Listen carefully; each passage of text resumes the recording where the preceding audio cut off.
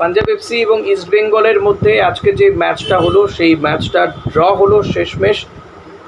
কোনো দলই কোনো গোল করতে পারলো না। ফার্স্ট হাফ যদি খেলে থাকে পাঞ্জাব এফসি, তো সেকেন্ড হাফ খেলেছিল ইস্ট বেঙ্গল। অ্যাটাকের পর অ্যাটাক হয়েছে আজকে, কিন্তু শুরু থেকে মিগুয়েল, রশিদ, ইউসুফ এজাদারি এরা খেলেছে, বাট তা সত্ত্বেও কিন্তু মিগুয়েলকে একেবারে বোতলবন্দি করে দেওয়া হয়েছিল ফার্স্ট হাফে, কিন্তু সেকেন্ড হাফে মিগুয়েল যথেষ্ট ভালো খেলেছে।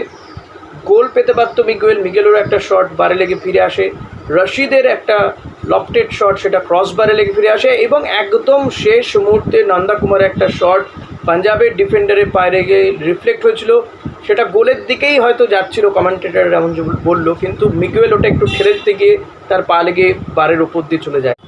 ভাগ্য একেবারেই ইস্ট বেঙ্গলের সঙ্গে ছিল না, নালে এইভাবে বারের ক্রসবারে তারপর শেষ মুহূর্তে ওইভাবে বেঁচে আসাটা জাস্ট কিছু বলার নেই।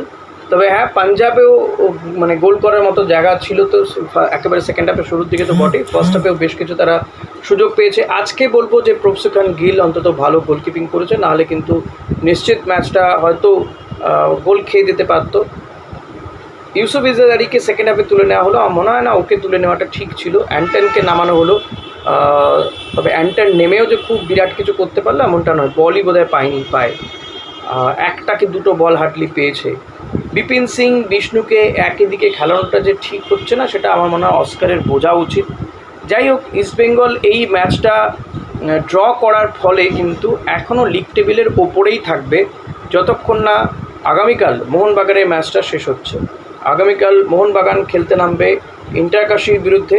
এমনিতেই ইন্টারকাশির কোচ হাবাস তিনি সরে দাঁড়িয়েছেন, হয়তো মোহনবাগানের বিরুদ্ধে কোচিং করাবেন না বলে। তবে যেটা মাইনে নিয়ে ওদের একটা গণ্ডগোল রয়েছে, স্যালারি নিয়ে গণ্ডগোলের জন্যই কিন্তু তিনি সরে দাঁড়িয়েছেন। তো এখন সেই ম্যাচটা হলে এখন 11টা ম্যাচে ইস্টবেঙ্গলের পয়েন্ট গিয়ে দাঁড়ালো 22, আর মোহনবাগানের 10টা ম্যাচে পয়েন্ট হচ্ছে 21 পয়েন্ট।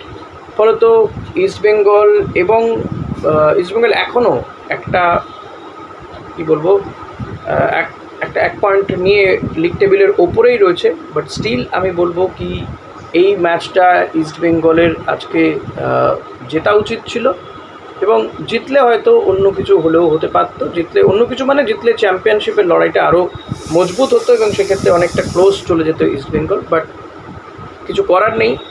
আজকে জানি না কেন সাউল ক্রেসপোকে টিমেই রাখা হয়নি, এটা আমার বোধগম্য হলো না। টিমেই ছিল না সাউল ক্রেসপো।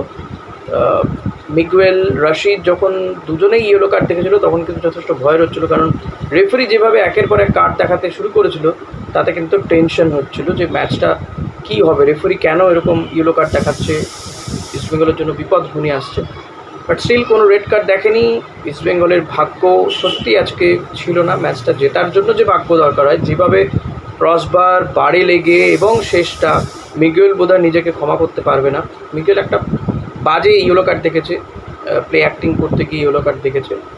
আদারওয়াইজ ঠিকই আছে, পাঞ্জাবের বিরুদ্ধে খেলতে গেলে যেমনটা খেলা উচিত তেমনই খেলেছে ইস্টবেঙ্গল, বাট ফার্স্ট হাফের খেলা অতটা ভালো লাগেনি। সেকেন্ড হাফ ফার বেটার খেলেছে। সেকেন্ড হাফে ইস্টবেঙ্গল গোল পেতে পারতো, পাঞ্জাব এফসিও গোল পেতে পারতো। পাঞ্জাব এফসি যথেষ্ট ভালো টিম। এখন ইস্টবেঙ্গলকে তাকিয়ে থাকতে হবে মোহনবাগানের এই ম্যাচটার দিকে, ইন্টারকাশির সাথে মোহনবাগান কী করে সেই দিকে তাকিয়ে থাকতে হবে। পাশাপাশি ইস্টবেঙ্গলকে পরবর্তী দুটো ম্যাচও কিন্তু জিততে হবে।